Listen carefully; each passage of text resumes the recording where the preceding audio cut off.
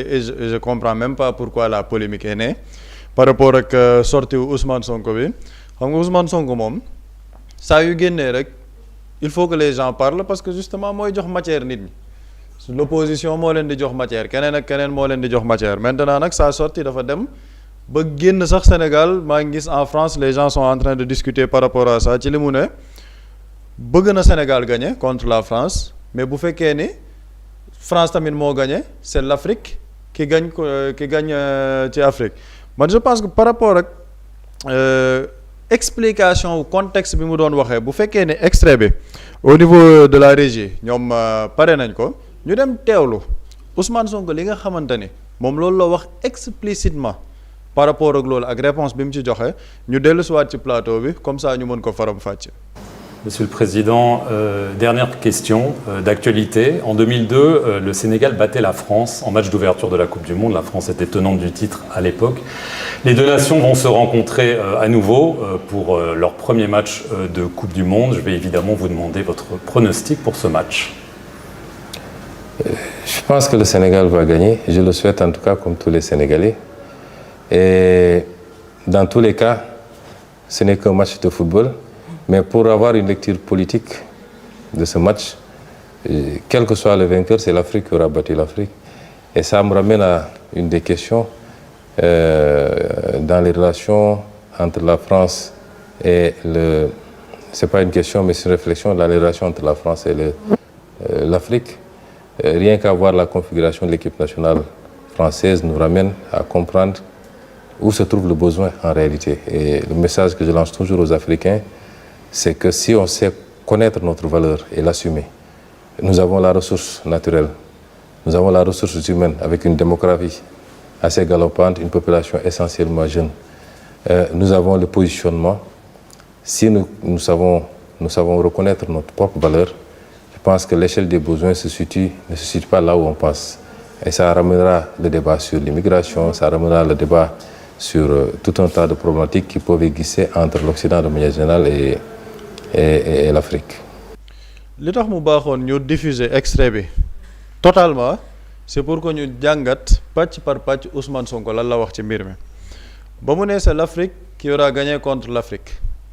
lan la ko jiitalee dafa ne si on fait une lecture politique day laaj nga xool quel est le contexte politique actuel. Quel est le contexte politique en France? Ban débat moo gën a suscité wu foofu le débat sur l'immigration. Le débat sur l'immigration lan moo tax parce qu'il y a l'extrême droite bi nga xamante ne dañoo jàppee ni tous les étrangers notamment les Africains ou les Arabes ñoom ñooy les maux de la société française maux MAUX maanaam ñoom ñooy problème mu France donc ñoom jàppee wuñ leen sax ay français de souche moo tax ñu mën a wax naan il faut que ñu génnee maanaam le fait que boo juddoo France rek automatiquement tu es français le droit de nationalité par rapport ak droit de sol débat yooyu ay ñoom Jordan Bardella di ko agité et par rapport à l'extrême droite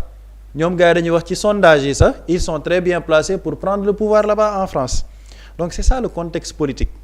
mooy il y a la question de l'immigration qui est posée foofu lan moo tax ñu poser ko fondamentalement parce que dañoo jàpp ni tous les problèmes de la France étrangers yi la notamment les Africains ba équipe de France bu perdre sax da ngay gis ñuy def une connotation raciale par rapport à ça donc ça c'est la lecture politique Ousmane Sonko ne bu ñu xoolee la composition de l'équipe de France toujours dans la lecture politique ak li nga xamante ne mooy le contexte de l'immigration Afrique war nañ xam ñun suñu bopp par rapport ak ressources yi ñu am et où le besoin se situe-t-il où le besoin se situe-t-il loolu mooy par rapport à la France aujourd'hui les joueurs yi nga xamante ne ñoo ngi ci équipe française effectivement ce sont des Français loolu amul benn werante ce sont des Français France la ñu juddoo France la ñu yaroo ce sont des Français mais avec des origines africaines donc foofu quel est le message à prendre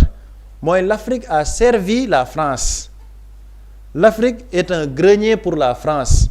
dans le domaine sportif dans le domaine éducatif dans le domaine technocrate l'Afrique est un grenier pour la France man nekkoon naa France tey boo demee France dans les métiers yi nga xamante ne ce sont les métiers on va dire qui tiennent même l'économie de la France mais ce sont les Africains ak yooyu noonu ñoo ciy gën a nekk les travails de chaîne ñoom ñoo fay nekk les grandes industries yi nga xamante ni que ce soit le bâtiment que wala yeneen industries yi nga xamante ni ñoom mais ce sont les Africains que tu retrouves là-bas en masse ce sont certes des Français de souche mais avec des origines africaines donc quand on dit que c'est l'Afrique qui gagne contre l'Afrique moo tax ma gis suñuy opposants yi fii yàlla xam na ni opposition bi dañoo waroon def benn test de niveau pour xam ñoom fan la ñuy xalaatee ñoom fan lañ ko jàppee mooy Ousmane Sonko nee na joueur français yi ay africain lañ occulté nañ lecture politique bi mu wax la question sur l'immigration bi nga xamante ni soulevé na ko notre rapport l'Afrique ñun avec les pays occidentaux sur la question de l'immigration parce que bu fekkee ne dañuy soulever la question de l'immigration si on voit la composition de l'équipe de France effectivement l'immigration a apporté quelque chose à la France leur meilleur joueur c'est Kylian Mbappé-Lottin c'est un Camerounais de souche son père est camerounais moom il est français mais il a des origines camerounaises Tchouaméni il a des origines camerounaises Dembélé il a des origines sénégalaises guinéennes nga jël ci keneen ak keneen Ibrahima Konaté il a des origines africaines Upamecano il a des origines africaines c'est-à-dire que boo jëlee l'équipe de France Désiré Doué son frère bi mu bokkal ndey ak baay actuellement il joue pour la Côte d'Ivoire donc quelque part effectivement l'Afrique a apporté à la France par rapport à l'immigration looloo tax mu ne bu ñu xoolee la composition xam nañ le besoin il se situe où mooy ñun nañu xoolaat suñu bopp par rapport ak suñu taxawaay nu ñuy gisee suñuy bopp dans nos relations avec les Occidentaux ça n'a absolument rien à voir avec le discours de waa extrême droite parce que l'extrême droite ñoom seen position lan la le mal de la France ce sont les Africains le mal de la France ce sont les étrangers ñoom loolu moom mooy seen discours mais vouloir réduire le discours à l'Afrique qui gagne contre l'Afrique non ce terme-là wala cette expression-là a été prise dans un contexte particulier quel contexte lecture politique de la chose quelle lecture politique le débat sur l'immigration parce que France dañoo jàpp ni immigration moom moo indi problème yépp en France alors que non l'immigration a été positive pour la France si on voit la composition de l'équipe française lii moom mooy solos wax si moo tax wax c'est-à-dire que liñ naan am na yenn ñoo xamante ni yoruñu ay noppi garmi c'est-à-dire que nit day wax ni tag ñu utal ko beneen connotation et puis les Français yi nga xamante ni ils s'insurgent par rapport au discours de Ousmane Sonko li mu wax ni Ousmane Sonko la France a mieux à gérer et la France ne peut pas donner de leçons au Sénégal par rapport au discours à connotation ethniciste ou raciste quand on voit ce qui se passe au niveau de la France dans les décisions législatives qui sont prises à l'encontre des femmes voilées et beaucoup d'autres décisions qui sont prises en France quand on voit la propagation actuellement du Rassemblement national dirigé par Jordan Bardella la France ne peut pas donner de leçons au continent africain par rapport à un discours raciste ou ethniciste la France a mieux à gérer en son sein les questions politiques françaises sont d'ordre politique française les positions sénégalaises sont d'ordre politique sénégalaise et actuellement heureusement qu'au Sénégal on a un leader aujourd'hui qui s'affranchit de toutes ces considérations politiques qui limitent les paroles des dirigeants africains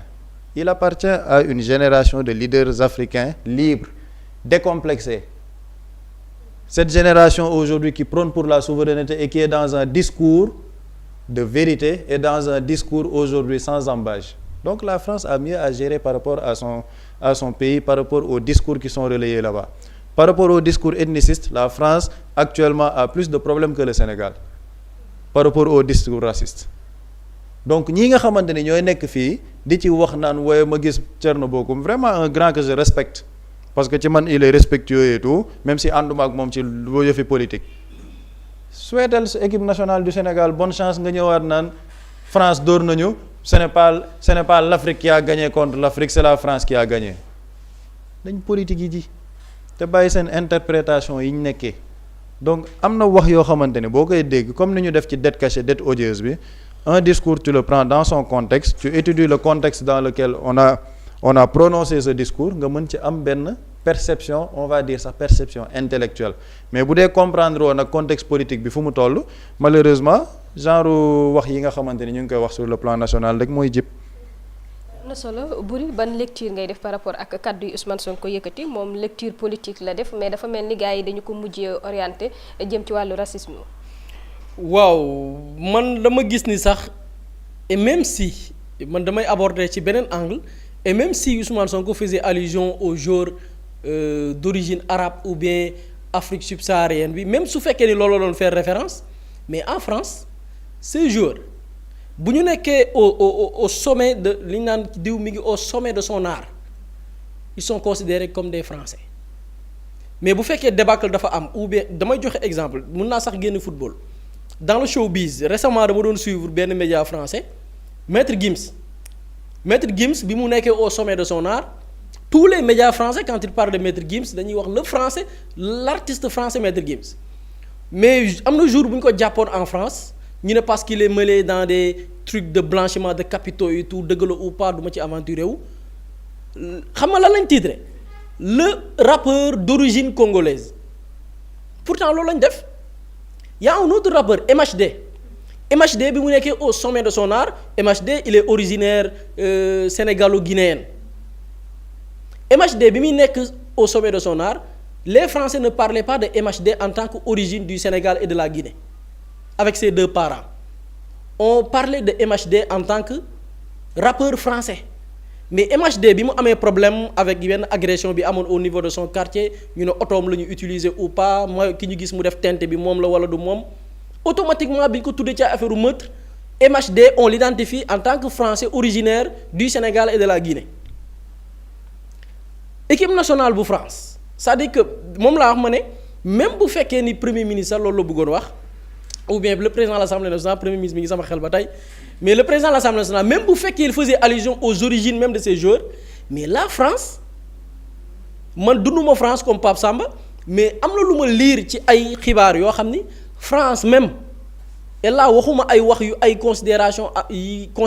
ñu am par rapport ak les Français de souche considération yi ñu am mais en 2011 pour ñiy topp football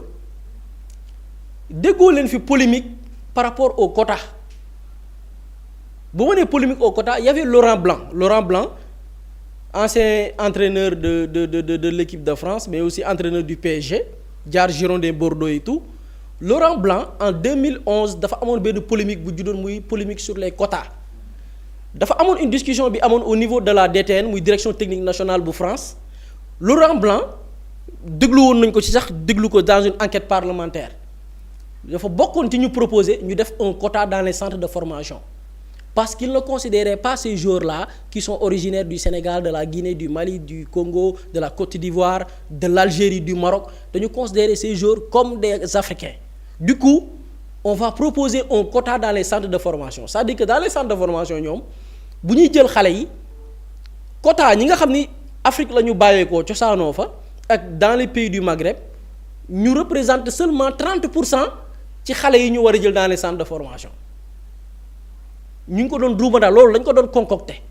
ci suuf Mediapart su ma juumul ñoo éclaté c'était une politique bu France bëggoon teg par la communauté de la direction technique nationale Laurent Blanc ñu tuddoon ko ci mooy l'affaire des quotas bi jëloon polémique en 2011 te ñu ngi ko doon discuter en 2010 la ñu amoon cette idée 2011 la Mediapart fësal information boobu noonu loolu l'idée c'était quoi parce que même si ils disent que oui c'est des Français ñu on les considère comme des Français mais dans leur perception dans la perception de certains dirigeants français de souche ils considèrent ces enfants comme des Africains à part entière ba amoon une politique pour que ci centre de formation yi téeméeri xale yu ñuy jël nañu fexe ba juróom-ñaar fukk yëpp nekk ay Français de souche mais ceux qui sont originaires des pays maghrébins ou bien des pays de l'Afrique subsaharienne ñooñu nañu nekk seulement 30%. Pour lan pour avoir une équipe française comme ñoom France bi ñu ko bëggee avec des Français de souche c'est-à-dire que même bu fekkoon ni le président de l'Assemblée nationale parlait de cette équipe nationale en tant qu'équipe africaine effectivement les Français considèrent ces jeunes comme des Africains donc quand la France gagne avec Dembélé originaire de la Mauritanie ou bien du Sénégal avec d'autres joueurs originaires d'autres pays Mali Guinée Côte d'Ivoire effectivement c'est l'Afrique qui gagne l'Afrique parce que ñoom dans leur perception ils considèrent ces jeunes comme des Africains dans leur perception ñu ci bari boog du ñëpp mais ñu ci bari à chaque fois que ces jeunes là ñu leen di considérer comme des Français di ko wax ci médias yi bu ñu nekkee au sommet de leur art mais à chaque fois que ñu nekk dans les difficultés là ñu jël seen statut français teg na la indi leur origine kon c'est des Africains et ces jeunes là ñoom ñëpp ils se considèrent comme même bu fekk dans ces équipes nationales il y a des choix yoo xam ne c'est des choix sportifs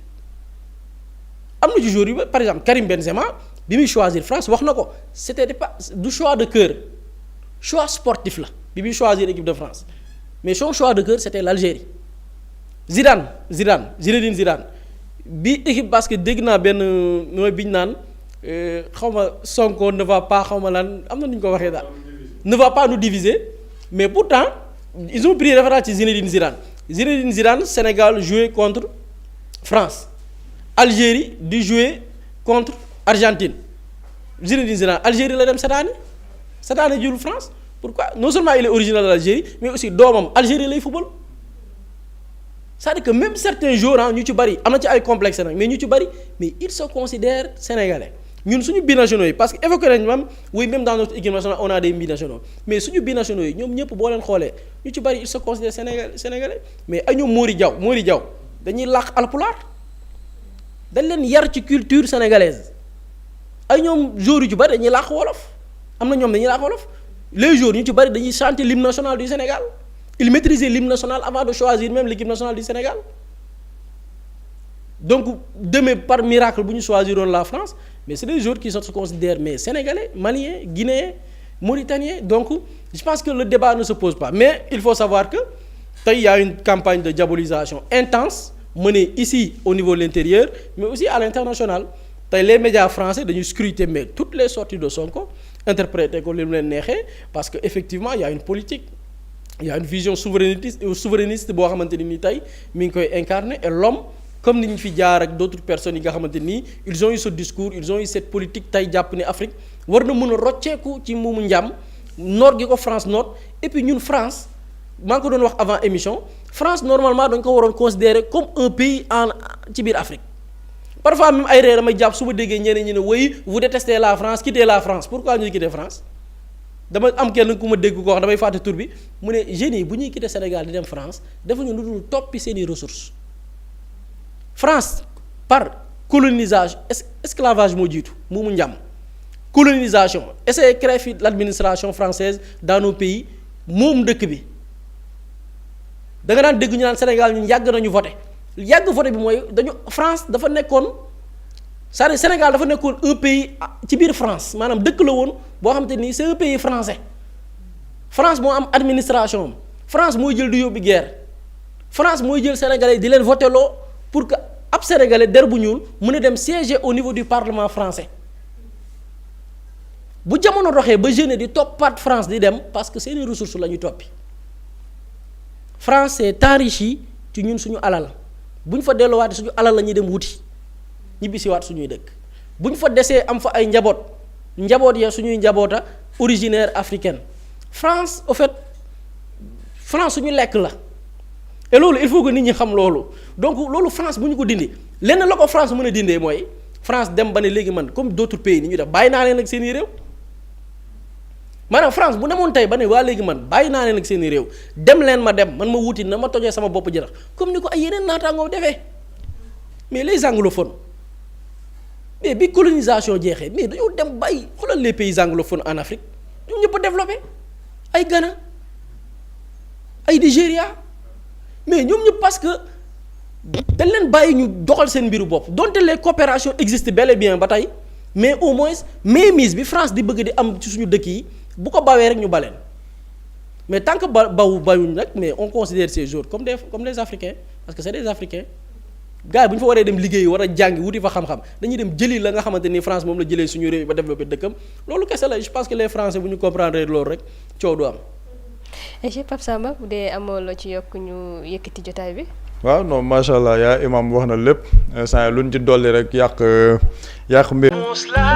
Mously Immo Sénégal moo ñëw taxawu leen indi ay saafara ci jafe-jafe yi ngeen di dund ci wàllum immobilier yow mi bëgg a jënd terrain yow mi bëgg a jënd kër wala tabax jokkool ak Mously Immo da nga am sa kër bëgg ku la ko terrasseel wala nga am sa tool bëgg ku la ko lotiseel defal la ko ay terrain Mously Immo daf leen koy jàppandil gunge leen ci anam gu mucc ayib ku am sa kër itam te nekkoo ci biir réew mi bëgg ku la ko toppatool gérer la ko Mously Immo moo ci gën a gaaw gën ci wóor yow mi bëgg a defaraat sa kër wala nga bëgg a toxu te bëgg ku la ko nettoyer ba sax nga bëgg a defar plan architecte plan béton armé wala nga soxla ay conseil ci wàllum immobilier contactel Mously Immo Sénégal ci 77 887 25 13 77 887 25 13 man ngeen itam abonné ci seen YouTube bi di Mously Immo Sénégal ngir yeneen i xibaar ak Mously Immo Sénégal jaaxle jeex na ci wàllum dëkkuwaay.